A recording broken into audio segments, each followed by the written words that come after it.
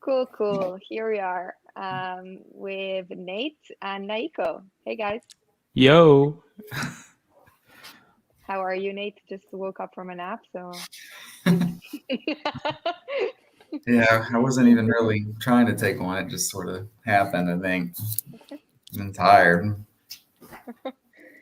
Okay, so I think let's start off with Nate changing his profile picture. What's up with that?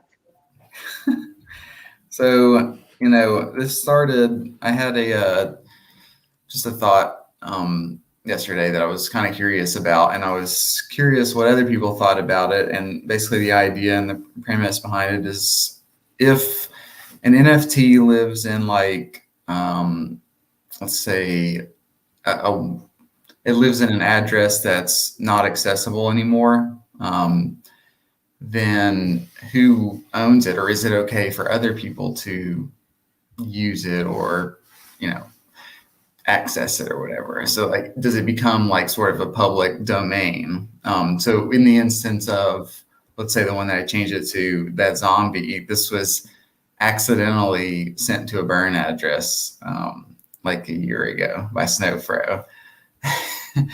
So my question, was sort of, well, who? Because we all know that there's like the etiquette around you shouldn't use an NFT that you don't own because somebody else owns it. But in this instance, nobody does. So who owns it? That was sort of the question.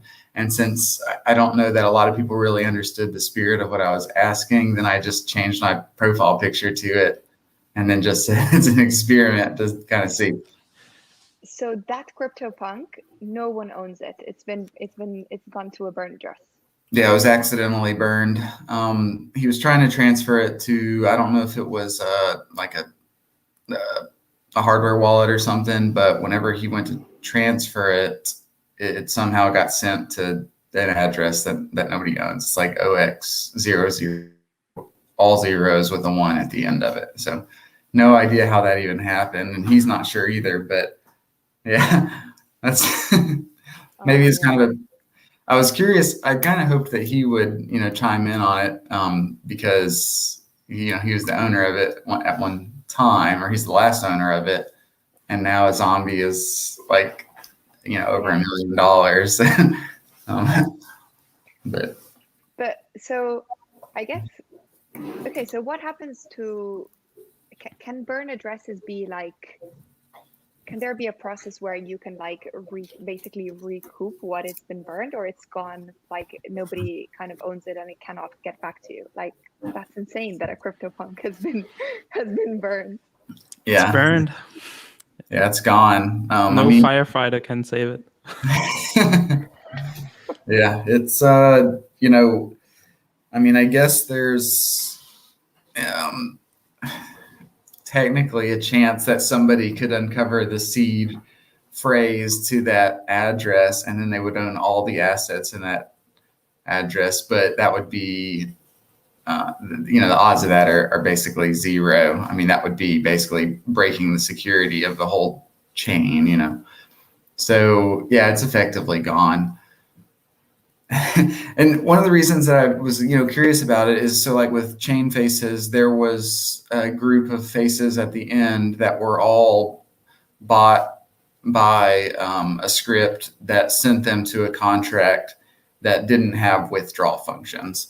So it would have bought all 1,000 of the last 1,000 faces if there wasn't, whenever I did it, it created kind of like this little FOMO event where people started buying then again at the end because, the last 1,000 the bot was competing against them to buy. But like 330 of them or something got bought and sent to that contract, and they just exist, but nobody has ever owned them and nobody ever will be able to own them. So I kind of think of those as like a public domain type thing, where if somebody were to use one of those as their profile picture, nobody else could really say, no, you don't own that. And I guess they could say that, but nobody could claim that's mine. You're not allowed to use that. That's bad social etiquette. And I kind of think of those as anybody could use them. So that was sort of where I was going with the CryptoPunks just experiment, I guess. that's kind of interesting, like what you're saying about the public domain, because essentially, like the whole idea of like CryptoPunks is that you put your avatar as a CryptoPunk from the CryptoPunk you own, and so you are part of the CryptoPunk wider community, right? Cool crew, But yeah. yeah, like the crew, and yeah. But if it's interesting, this thing about public domain, because essentially like it becomes something of anyone.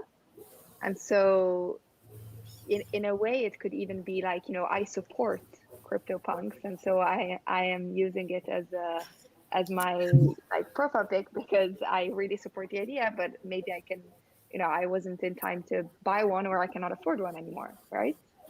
Maybe Yeah, that's that's kind of the way I was thinking about it. Is like, because right now a lot of people didn't instantly recognize it because the punks are still, and they don't know necessarily the history of.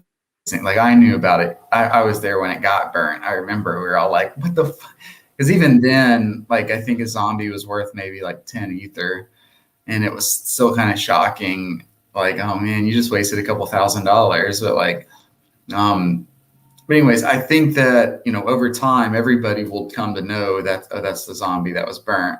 So if you were using it, then people maybe would recognize it's more of a throwback of support than it is like you're trying to LARP and pretend, which I think in this case, people probably don't realize that. And they probably just think that it's a zombie that I'm trying to, I'm going to switch it back later today. I just was curious what people thought. And in the chat and from some of the comments, it seems that people think that's not really socially acceptable. And that's not really the right etiquette, even though nobody else owns it.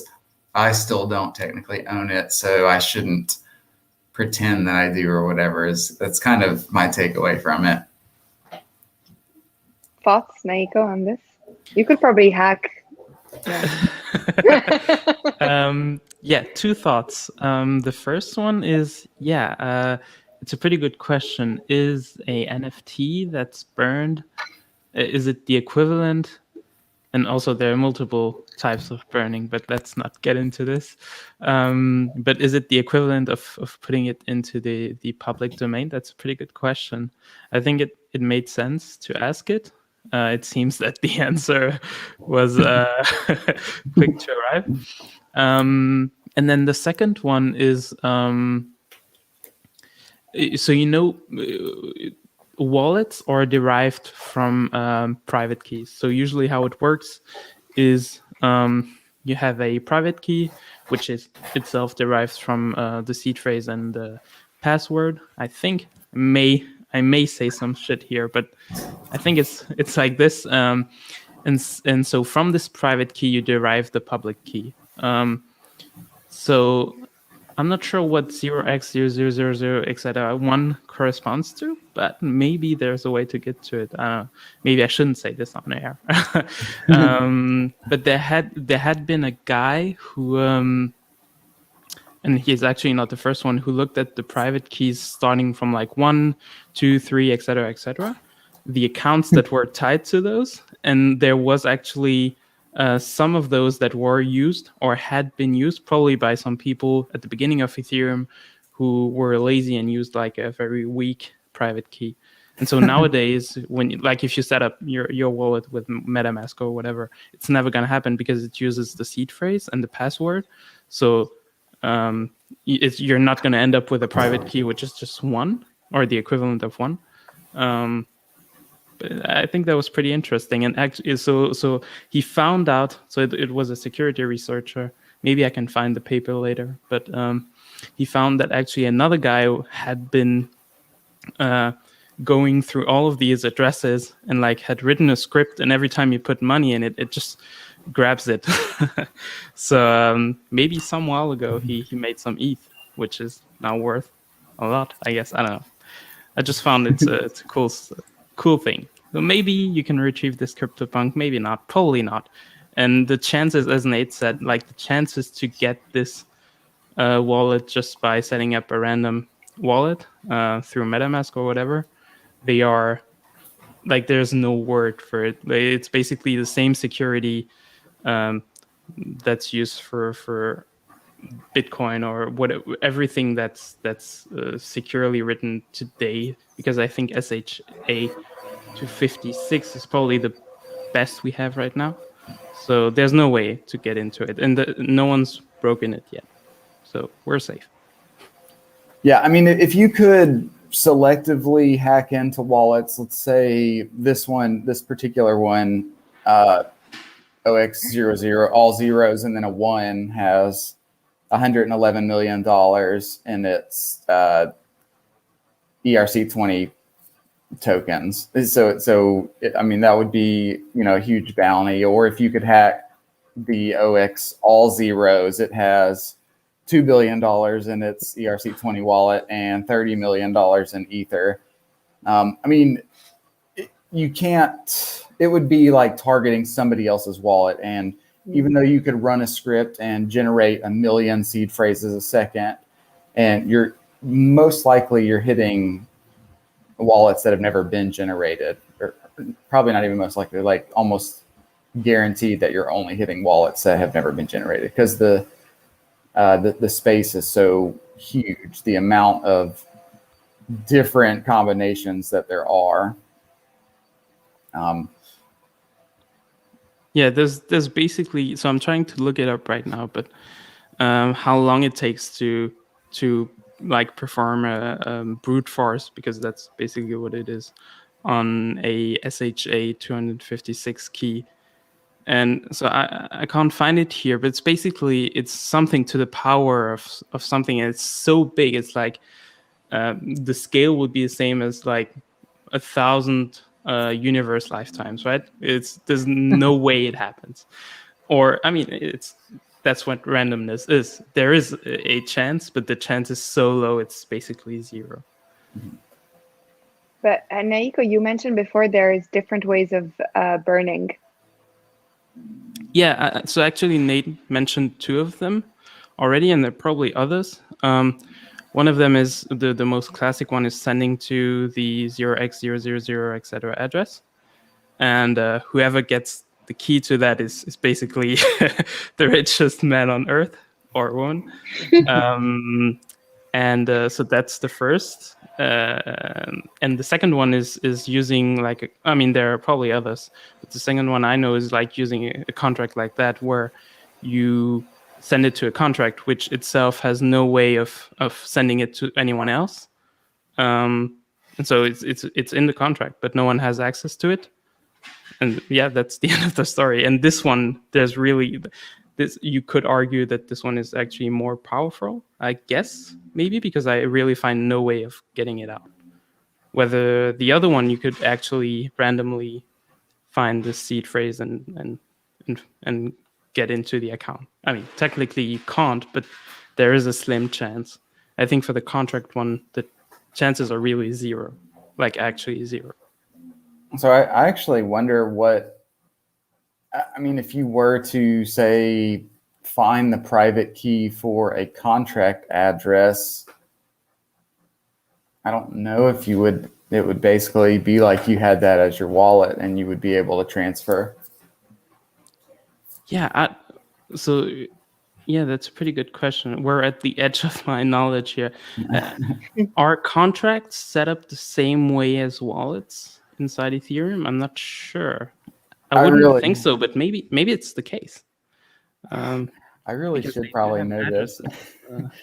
I mean, I think that actually, yes, is the answer, is that if you were to somehow accidentally generate the contract address for, say, MakerDAOs that had, $1 billion in it or something, that you would then have control of that address. I don't know, actually. I really should know this, but I don't.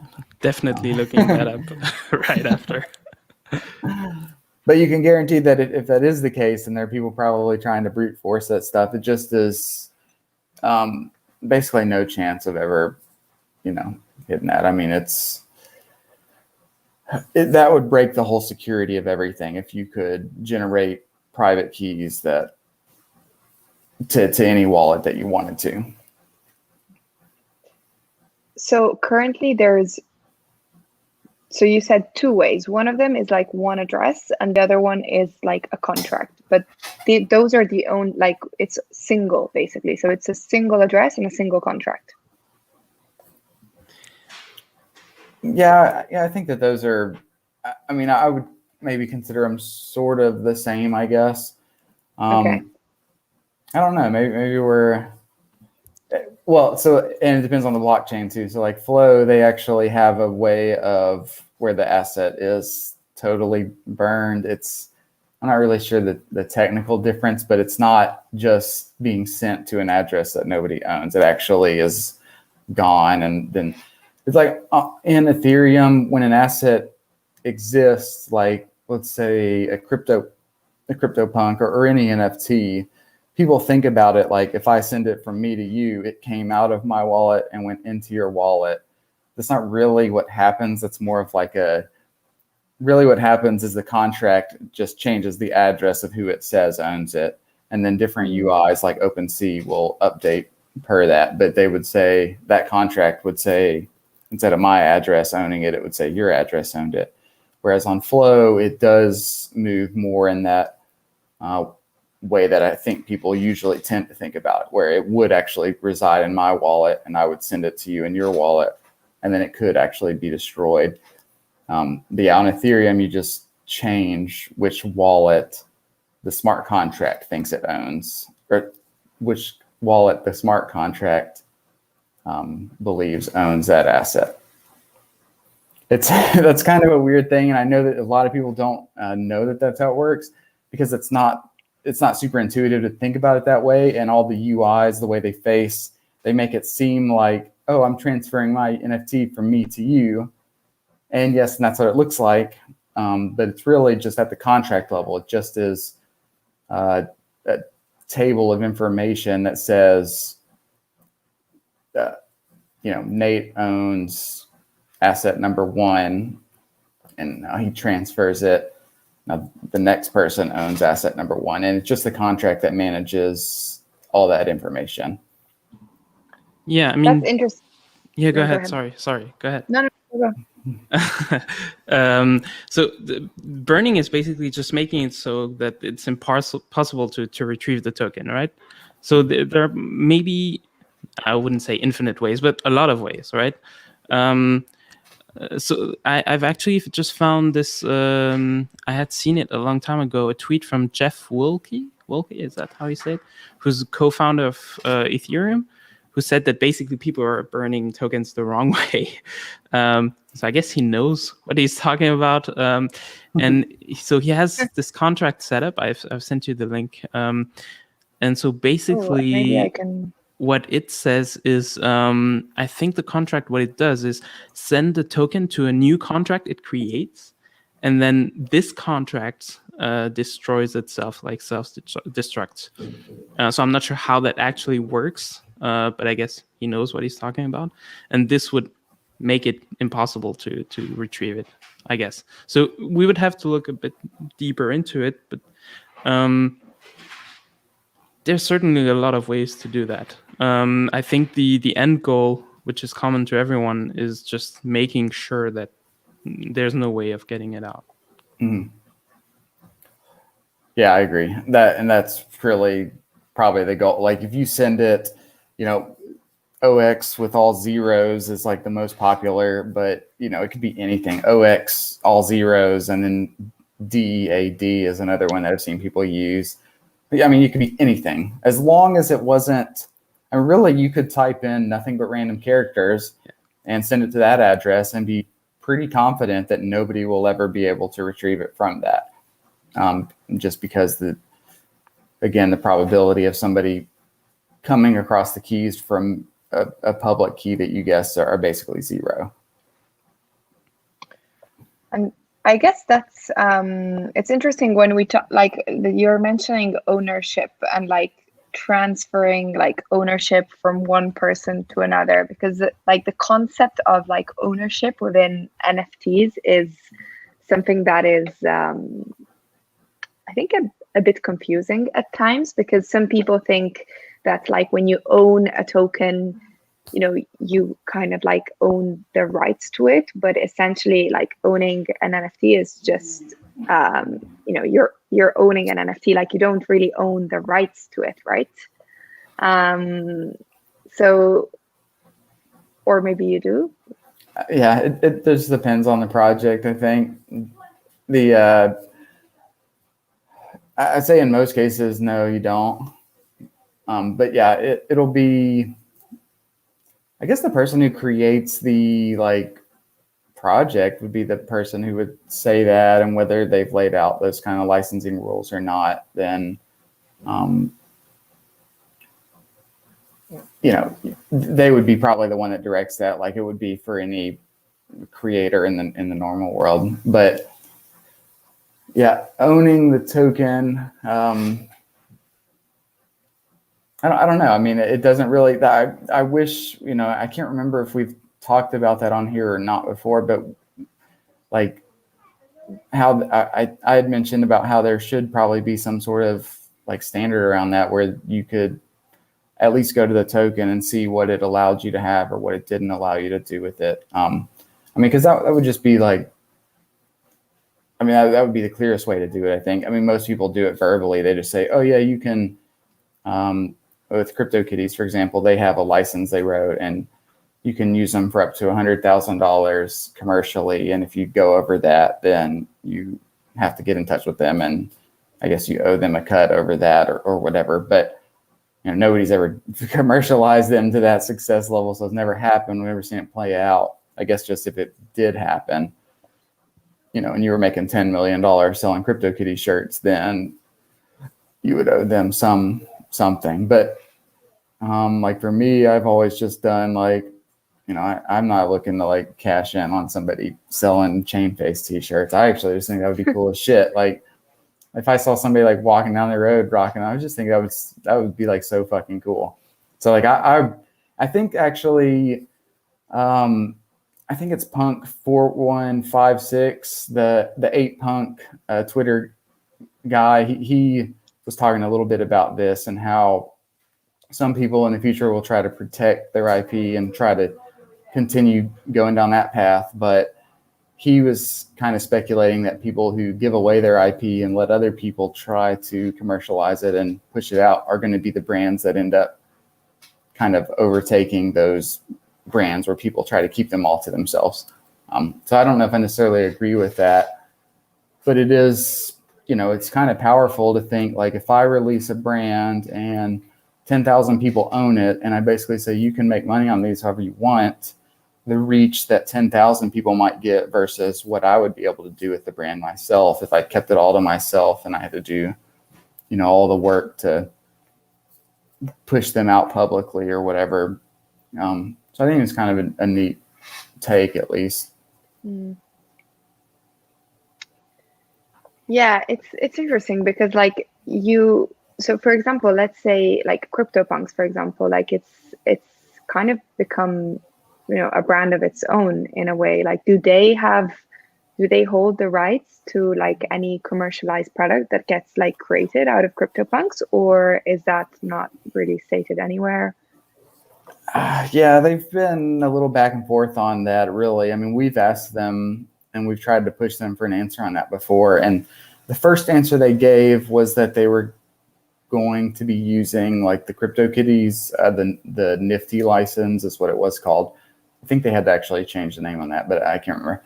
And then they kind of backed off on that, and they were really kind of hesitant on committing to that.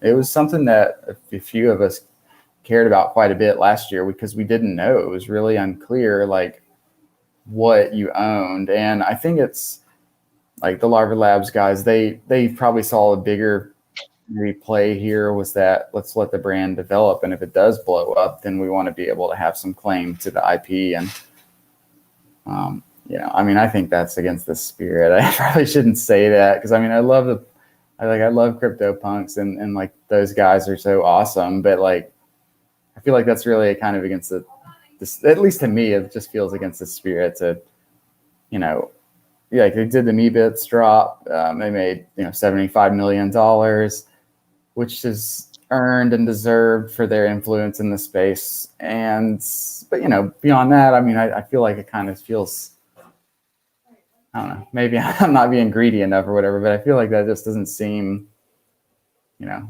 right necessarily to them to say, okay, now we're going to hold all the IP too, so that way if anybody branches out, anybody tries to monetize this, we're going to sue them, or like, you know what I mean? It just seems really just kind of strange to me. Like it doesn't feel, it feels very old world versus maybe the new world that we're trying to move to. Thoughts, Naiko? Oh Jesus, I'm not sure. Also, sorry if you hear my dog. She's trying to get noticed on stream. More seriously, oh, I don't know.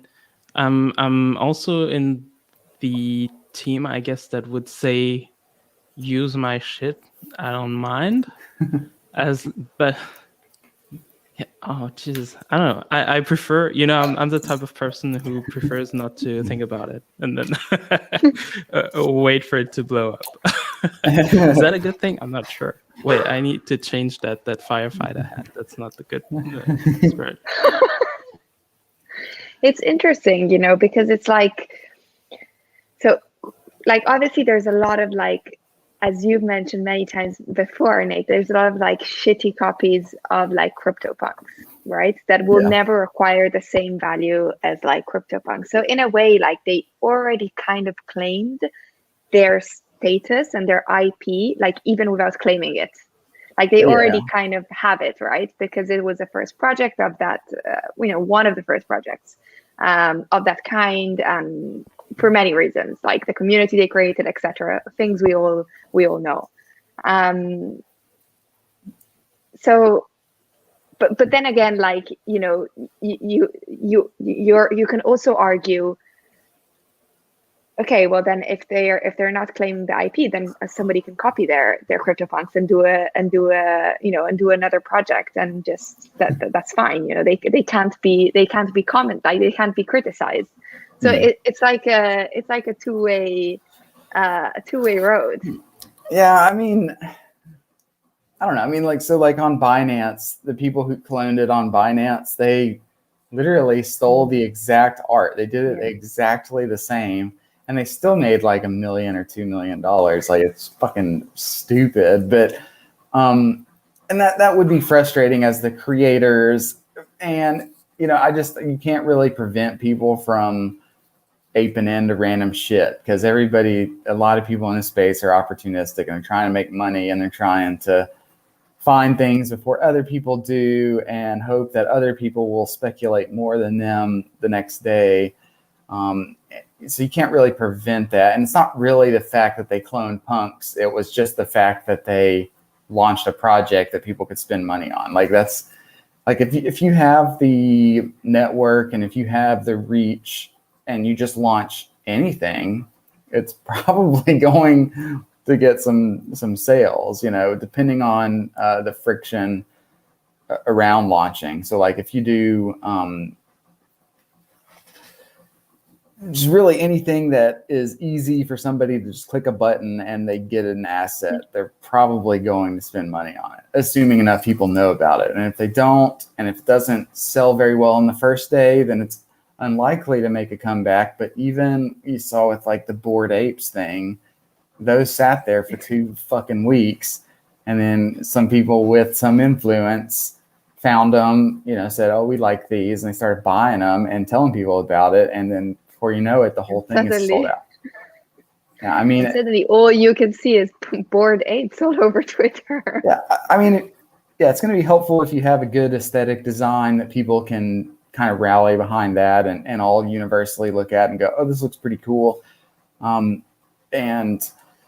it is hard. I mean, there are still projects, I think, that get launched. So I'm saying this like it's super easy, but there are projects that get launched that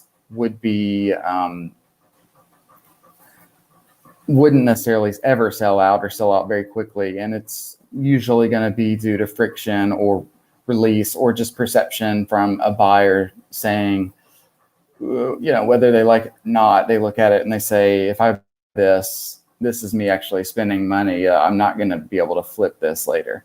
Whereas a lot of things in the space, people are buying and they're thinking, I don't have to, but in a day or two, I can sell this for 50% markup. So that's why I'm buying it.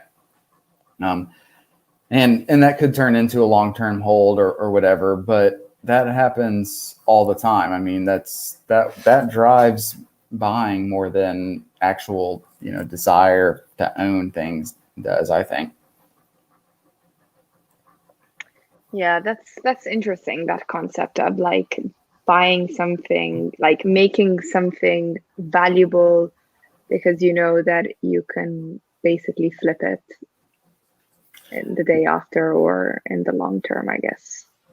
Yeah, so like I think an easy way to maybe kind of put this out there and explain it would be Top Shot and their pack system. So they just had such enormous demand, like 500, or I don't know how many, like, and it would happen for a while in channels that I was in. People would say, oh shit, the next Top Shot drop is, here's the link, everybody, and everybody would go and they'd wait in a line or whatever, and then you'd be 50,000th and you wouldn't have a chance to get to buy one. But what was really happening, it wasn't necessarily that, let's say there's 10,000 packs. It wasn't necessarily that 10,000 people actually wanted to buy packs to collect them. The thing is that all the contents of that pack could be flipped for 2 or 3 times what the cost of the pack was. So it was literally free money. I mean, literally, if you just joined in the waiting line and you got to buy a pack and you wanted to list, then you just made free money. And that drove that market so much. I mean, and that happened on, it happens everywhere where there's that kind of gated demand. It happened on Nifty Gateway when they had enough eyes looking at it and they were doing drops of 20 and they would sell out in a second. And then on the secondary market, they'd start hot potatoing up. I mean, anywhere that you can bring a lot of visibility and you can kind of crowdsource an amount of money that maybe sounds big, but isn't big to spread across 1,000 people, then you get these sort of scenarios where they will sell out extremely fast and the majority of the buyers are there just flipping. So is it all about flipping and making money? Sadly, yeah, probably is a big driver in this space. Just the market is, and when I say flipping, that doesn't necessarily mean somebody flipping the very next day. In their mind, though, they think, okay, I spent $1,000 on this. Now on the secondary market, it's worth $3,000. I don't have to sell it for $3,000 right now, but I've made $2,000, and that's sort of the mentality, and that will keep it going up and keep the momentum on the market. This is where, when I think I've talked a little bit about, when it starts going the other way, then you're really going to see the people get squeezed, because somebody who may think that they're up $2,000 could find out really quickly that when this shit's going down, nobody wants it for $2,000. Nobody even wants the shit for $1,000. There's no liquidity. You can list it for $5 and nobody gives a shit. Like, probably not that extreme, but like, liquidity in the same way that these markets can move up really, really fast, they can move down really, really fast when you get into a no buyer scenario. And I hate to emphasize like the financial part too much, because I think there's a lot more here, but that drives this market so much. There's a lot of people, I think, especially maybe people who've been here a little longer or who are builders in this space, maybe have the wrong idea about what the spending is and why it's happening that way. The reason I know this is because I could see it in the markets. It's so easy to tell that that's what's happening. Because when it doesn't happen, the demand is tremendously low. Whenever you have a project that people know, or let's say it's overpriced or it's not going to flip, and it's not going to do well. And maybe that intuitively makes sense. Nobody wants to spend $500 on something that's only worth $200. But Yeah, I think that that's a big part of it. So you said that, you know, the builders in the space like know about this, but it wasn't always like the value wasn't always given, like it wasn't always about the money, right? No. And I guess what I was saying more is that some builders probably don't know this, especially, you know, depending on how long they've been in the space. Or I don't know, I mean, maybe everybody does. And it comes off that way to me sometimes, that some builders maybe don't realize that this is such a big part of the market, that people are in large parts buying things so much because of the free money aspect or whatever. But yeah, I mean, I would say it wasn't always like this, and it wasn't even like this. I mean, yes, you know, even for me being in this space, for the most part, you know, I always had a goal of like trying to build portfolio or build position in Ether or in NFTs or whatever, but it was kind of a financial strive for me. But that wasn't why I really like created stuff necessarily. It would be more like experimentation stuff. And I think that there was a lot of that experimental type phase that went on for a few years when you could launch an NFT project and it wasn't gonna, even if you could make 100 Ether on an NFT project, that was like a big haul. Like now this year, you can literally launch anything, and if you put it in front of a big enough audience, then it's easily going to sell out. You know what I mean? There's been a number of 1,000+ Ether NFT sales this year. Projects that if they were launched last year, literally nobody would have gave a shit. Like nobody would have bought any of them because they would have known it wasn't going to sell out, and they would know that would lead to them holding a bag that they didn't actually want to hold. Naiko, you have any thoughts? Yeah, actually, I agree. Also, I think builders and artists we're in kind of the same boat, right? Like, Jesus. Wait, give me a second. Also, Soft NSC is saying Nate generally had a blog in early days about how he was trying anything to make money. Yes. So what's yes, this blog, Nate? This sorry. You know, I'll have to link it. I've almost shared it on my Twitter before. So like this was probably like 2017 or maybe 2018. It was, you could have your Steam It. I don't know if you know what Steam It is, but it was like this blog where you would write money, or you'd write articles, and if people liked them, that would give you Steam points, which would help you like mine Steam. Or I don't know, it was this weird thing where if you had like a popular blog, and like if you were also on the platform, it's like a social media thing. And if I liked other people's stuff, if a bunch of people liked somebody's comment or content, then they would get paid some amount of money. So it was like this peer-to-peer. It was a really weird economy because what happened is bots obviously overran the shit out of it, and everything was just about farming. You know, it was bullshit. But one of the first articles I wrote, I talked about just trying to make money in unconventional ways. I mean, this is a long time ago, but I was talking about, you know, drop shipping, and I was talking about eBay sales, and I talked about, I can't even remember. There's a whole list of things that I tried: trading stocks, binary options, crypto trading, crypto kitties flipping was on there. So I guess this was probably early 2018. And it was just talking about all of these things that my idea for my blog series was to like go in detail through all these things, because, you know, people want to find ways, or at least I always did want to find ways to like make extra money, because it is, you know, it's something, I don't know, nobody gets paid enough at their normal job. So it felt like a natural thing to write about.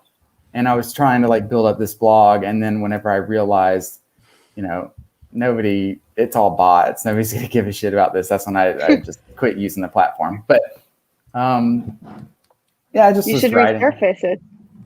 Yeah, I just don't have the It's, yeah. I mean, now, I enjoy on, like talking on Twitter, and I recognize that a brand is valuable in itself. So like, if I get up to, let's say 100,000 followers, which seems forever far away, but if I do, then I have a brand that will have some value in itself and having, that kind of reach or whatever. But I'm not really doing it to like try to make money. I just, like, Twitter is just how I like amuse myself pretty much. Naiko, sorry, I interrupt you with this. No, that's okay. Sorry for my. She's trying to get attention, You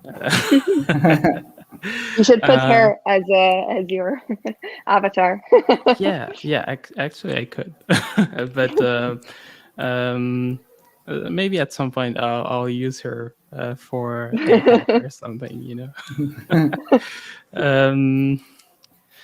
What we were talking about, Jesus. Oh, yeah, right. Yeah, I was saying that we're in the same boat in the sense that we're both we're struggling with two things.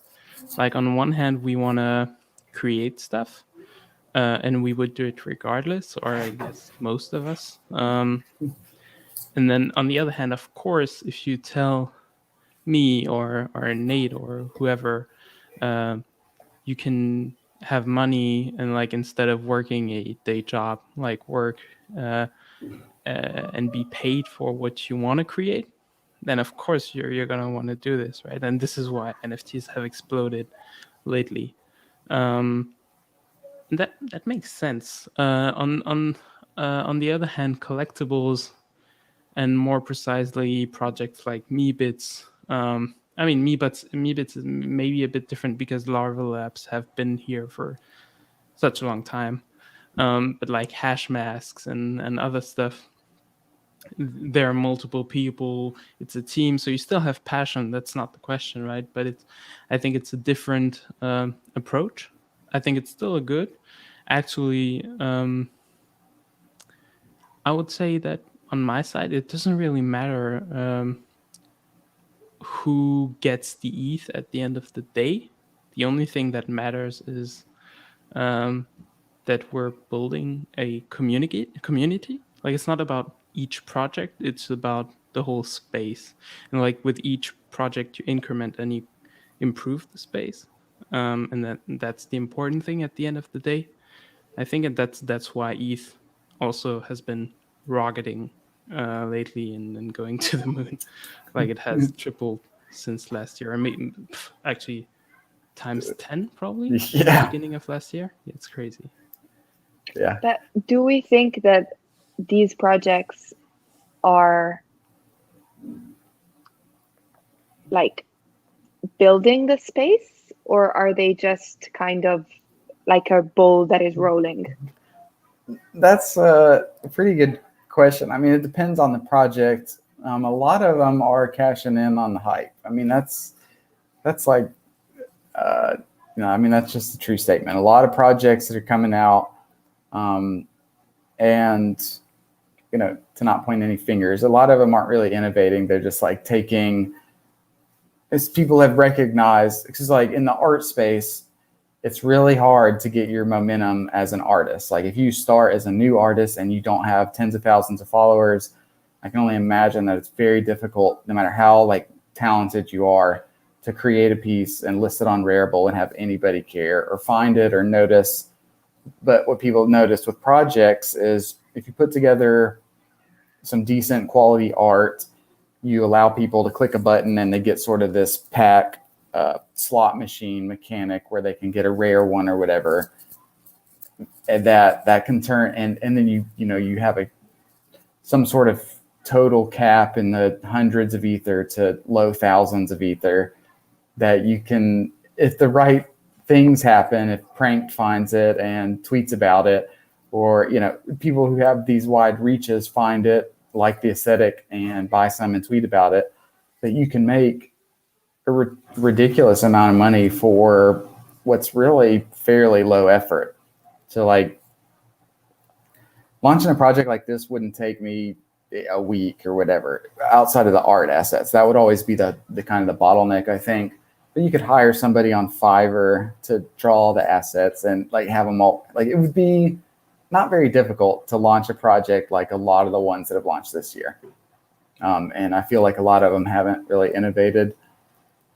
I'm curious on Meebits if they just end up being like these like Minecraft like images and they don't plan on integrating them into sort of metaverse experiences, then I think that's going to be a pretty big disappointment. But I expect that they will.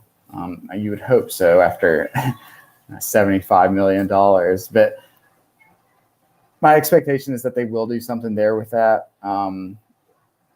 Hashmask, you've seen them try to branch out into the real world. You've seen some of the art blocks projects getting some real world attention and being in museums or being on billboards or on the side of hung on the side of buildings and stuff. So, I mean, some people are like pushing that out there, but I guess what's happened is people are starting to also realize, wow, you can make a project. You can literally, 300 Ether is over $1 million. So can you make 300 Ether with a project? That's basically a templated copy of what we've already seen this year 1 million times.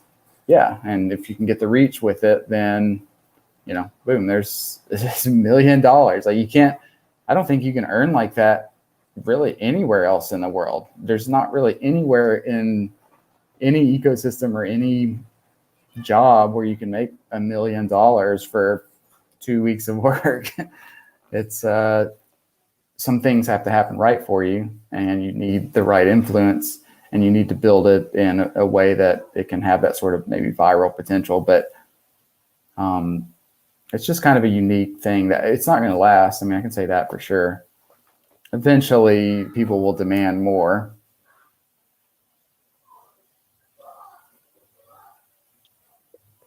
Yeah, it's funny, because like I think I hope that people will demand more in a way, because it will be I think one of the beauties of being in and building in the blockchain is to advance the technology, right?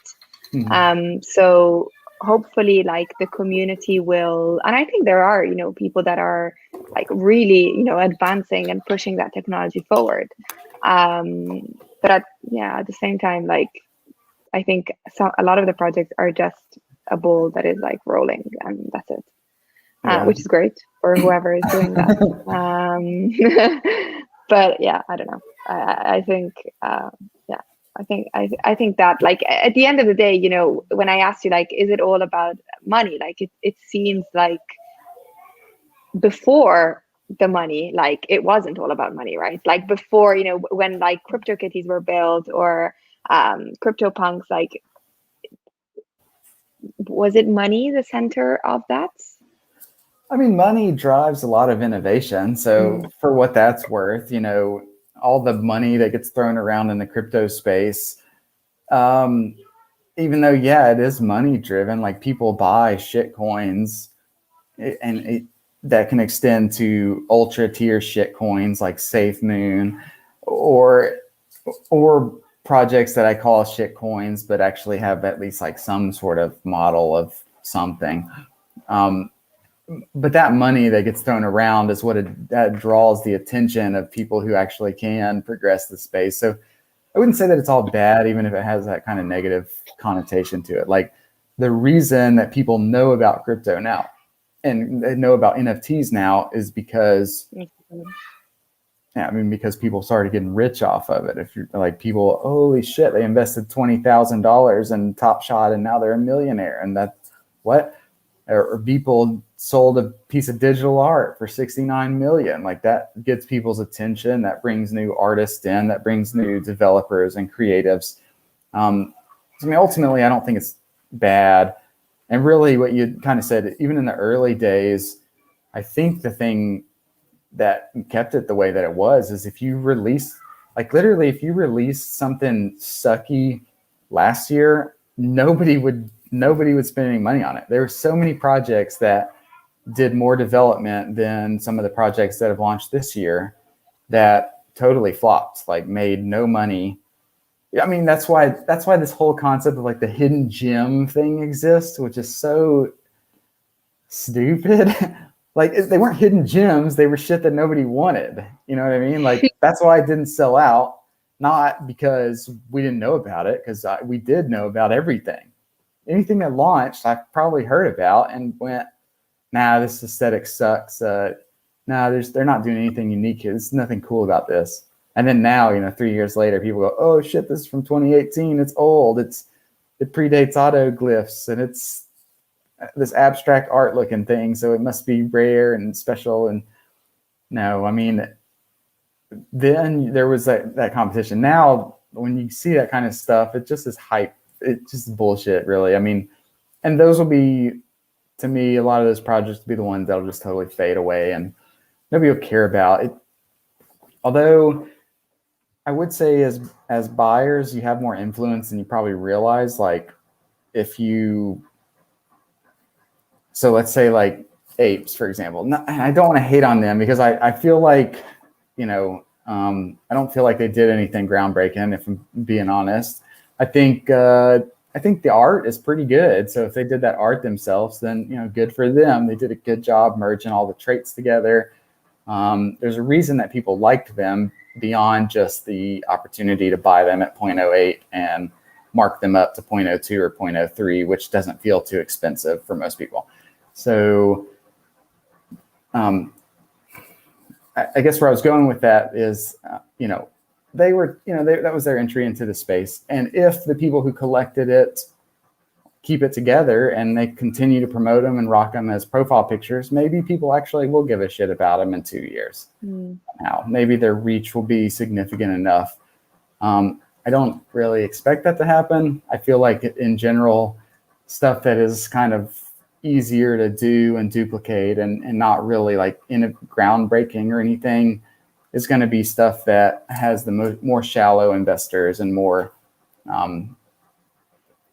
weaker hands or whatever. Whenever times get tough, that's the kind of shit that gets dumped to zero and there's still no buyers there. What do you think, Naiko, about the Bored Ape project? Oh, I hadn't looked too much into it. So I've just seen, Twitter doing Twitter stuff. Just seen a lot of people aping into it. I haven't. I'm missing on so much stuff actually, like Meebits, for example. I had a Debussy on Twitter, who's also a CryptoPunk owner, tell me, oh, you need to ape into it, it's good, etc. Because I asked him, right? And I ended up not doing it. So fuck me. I hope it doesn't get as big as CryptoPunk, because then I'm gonna bite myself. But I mean, it's FOMO, all of that, right? Is it a bad thing? I don't know. Marketing, like Nate, you were talking about a lot of projects nobody knew about, and actually also, I guess, good projects nobody knew about, right? Or maybe still don't know about. Marketing is part of it. And also for all the artists out there, marketing is part of the job, I would say, sadly. And so if you create the best artwork ever, or the best collectible ever, or the best project ever, if no one uses it, no one views it, then it doesn't mean much, right? If nobody had listened to Satoshi for Bitcoin, I mean, it's cheesy, right? But it's the truth, right? If nobody uses it, then who cares? And maybe actually someone else had done something. And I think Bitcoin is not the first cryptocurrency ever, but maybe there were other very good implementations before that, right? But something happened with Bitcoin and made it huge, right? It's probably the concept of blockchain that was that made it appealing, just because it secures everything much better. But if, for example, if no one had looked into it and understood what it was, then it wouldn't. I mean, Ethereum wouldn't be where it is probably today, I guess, too. So I guess we have to embrace that part of the space. And Nate, you're doing it perfectly. Yeah, I mean, I don't want to like, yeah. So, I mean, autoglyphs are, yeah. And also saying back then he was generally 100% wrong on upcoming Isn't trends. that still true? That's true, actually. Yeah, that's been completely consistent. Yeah, I mean, with NFTs, I talked about them to a lot of my friends that were in the space, and outside of like my NFT friends from 2017, 2018, nobody else like Soft. He wasn't in NFTs. I talked about him to him for a long time. I mean, when autoglyphs were under 2 Ether, I don't think that I don't know if we were friends whenever it.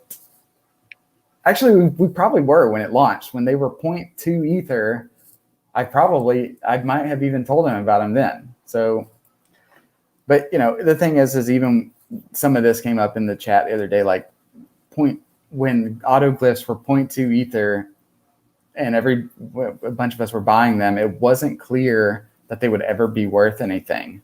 It was actually amazing that in the first week, people were paying 1 Ether or even 2 Ether for some of the better ones. And it just seemed like, holy shit, like we just made it like 10x. Like this is fucking great.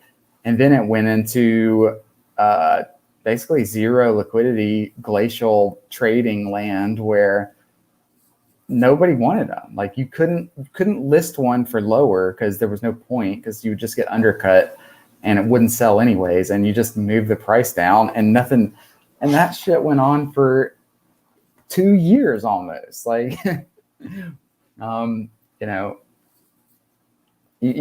can't tell in the moment. And that's why I think it's fun to think about like which projects from sort of this little run will be significant in 4 years. Like, I mean, it won't be stupid shit like Binance punks. Like there's no way, I just think there's no way that those are going to matter in 4 years. But like, I think like hash masks, I think will probably be something that people still care about in 4 years, and they actually could care about them quite a bit more. Or they could be worth zero. I mean, we're in the autoglyphs early stage with those where you have no fucking clue. Like you don't even then when autoglyphs got bought, Cryptopunks weren't popular. So it wasn't just like you'd say, oh, this is Larva Labs associated. It was literally, I don't know, these guys made Cryptopunks and those are kind of cool. They're worth $25 a piece. And now there's these autoglyph things, and these are pretty cool. This whole on-chain art concept seems pretty unique and special. I mean, that was one thing that I kind of like appreciated about what they had done, is their 2 projects were they were both groundbreaking, really. Meebits, I think, is a little bit, I don't know. I don't really know where I sit on it. If they do the metaverse implementation, everybody's running around as a Meebit character, I think it's going to be another big hit, The floor price is dumped, is like 50% of what they were selling at. So, from an initial, unless you had, the depth to buy 50 of them and really capitalize on some of the higher EV opportunity that was there. Like me, I bought 25 and I had a pretty bad run. There's no way that I could sell mine for the 60 whatever Ether that I spent on them, which is fine because I'll just wait, I guess.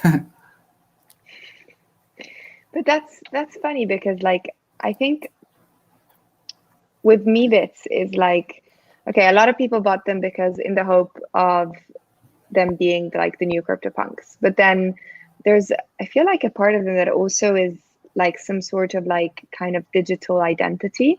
Now that like, okay, yeah, which is similar to CryptoPunks, of course, but it's like everybody has put them as their avatar, and it's like creating like a community of people that maybe weren't in before CryptoPunks and now like kind of got in that sense and still support, the the idea behind like Larva Labs, etc.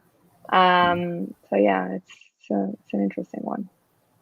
Yeah, I think that's just given who they are, given collectors are and the reach that they have, I think that there's almost no chance that people don't care about them in a few years. I mean, I don't know what that means for the market in the shorter term. I think that there's a lot of supply that came out. Anybody who had exceptional, luck rolling the dice and pulled an alien and only bought 2, Meebits, cashed out big, and anybody who had bad luck is sitting underwater now thinking, oh shit, like the floor prices crashed. Like, so it's a tough market. And I think that it'll stay that way for a while with that much supply.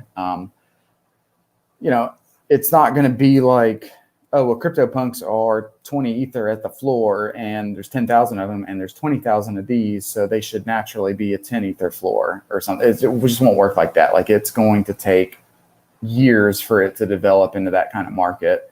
And I mean, my sense is that it will, but I think that it get tougher in the short.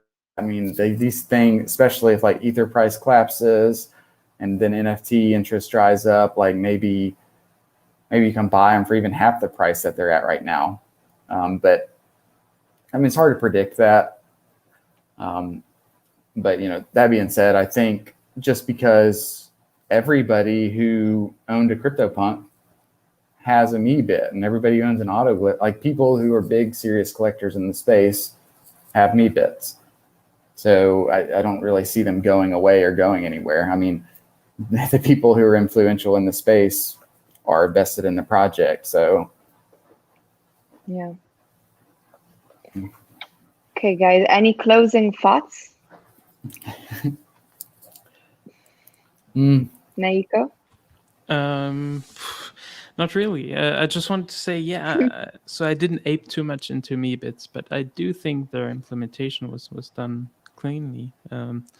And so we have to appreciate that, because as Nate said, we have a lot of new projects coming out, and sometimes done in a not very serious way.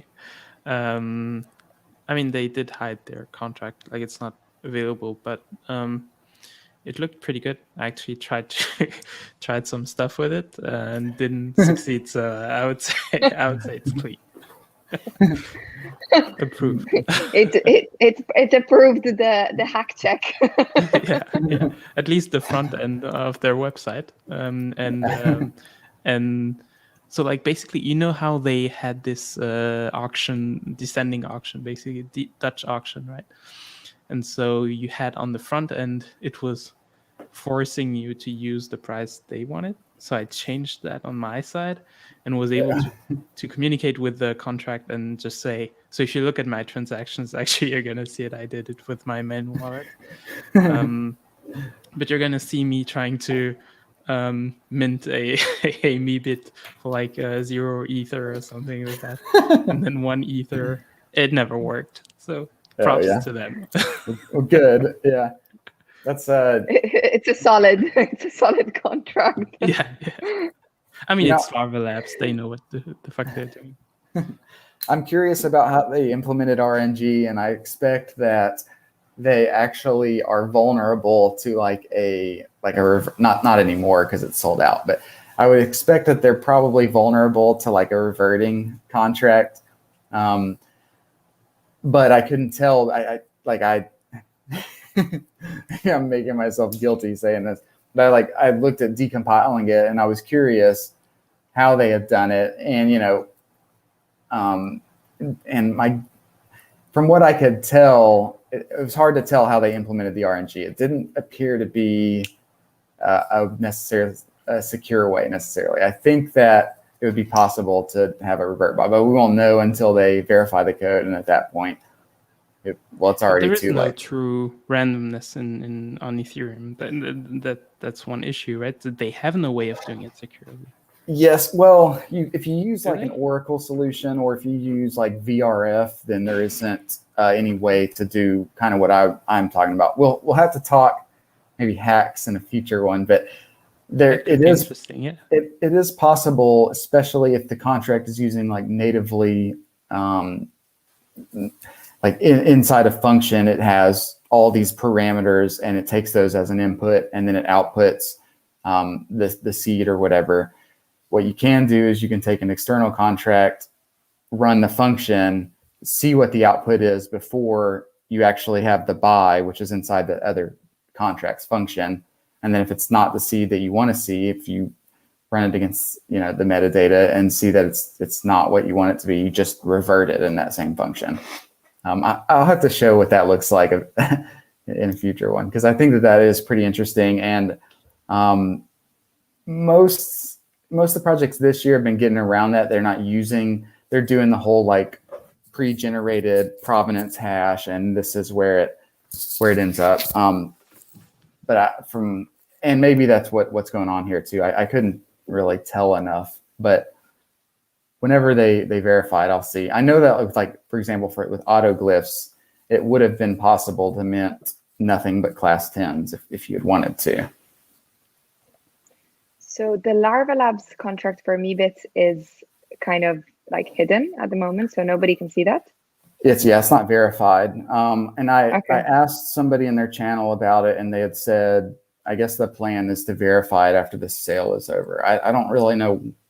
I mean, there probably is a reason for that. It's harder because if you don't know exactly what it's doing, it's harder to maybe that's their whole intention here is let's get through the money making part, and then we'll verify it. And if there is something, I don't know. I mean, maybe they just were lazy and didn't verify. I don't know why they didn't verify it, because normally just to get further, it's like when you put a contract on Ethereum, it's compiled. So like we have access to the compiled contract, but it's not readable. Oh, Jesus. It's not readable to a human, right? So you would have the developers to put the original contract to be able to read it. And that's what they didn't do. Yeah, it's nothing but bytecode, so it's not readable. Okay. Sorry. So we need to speak about this. There needs to be a topic around this, and specifically like reading contracts, and maybe Naiko, you can be on the next one, so you can like share the screen and like go through what it means about reading a contract and all of that. Sure. Yeah, that could be a good idea. Okay, guys. I think let's think about the next one. I think reading contracts and hacks might be a good topic. And yeah, we'll see you next week. Come on. Sure. Let's see. Thank you. Thank you, guys. Thanks. Bye bye.